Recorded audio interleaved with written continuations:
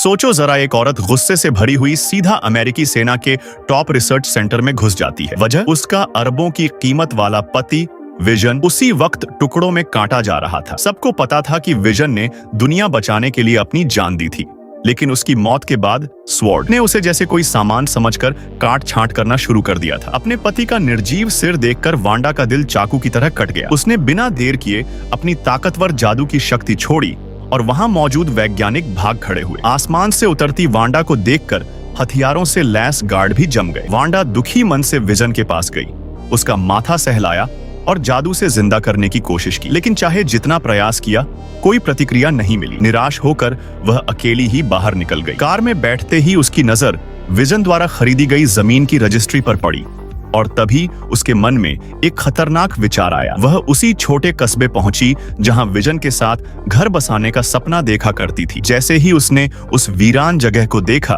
उसके भीतर का दर्द फूट पड़ा। अचानक उसके शरीर से लाल जादुई ऊर्जा का विस्फोट हुआ और देखते देखते उसके सामने सपनों का घर खड़ा हो गया। लेकिन बात यहीं खत्म नहीं हुई। वांडा ने अपनी जान की शक्ति खर्च करके एक नकली विजन खड़ा कर दिया। यह बेहद दर्दनाक था, लेकिन माइंड स्टोन की मदद से वह सफल रही। अब उस जादुई दायरे में विजन सुरक्षित रह सकता था। धीरे धीरे वांडा उस ब्लैक एंड व्हाइट दुनिया में बस गई और अपने प्यार के साथ नकली लेकिन सपनों जैसी जिंदगी जीने लगी। मगर इसकी कीमत बहुत भारी थी। पूरा कस्बा लाल जादू की कैद में चला गया।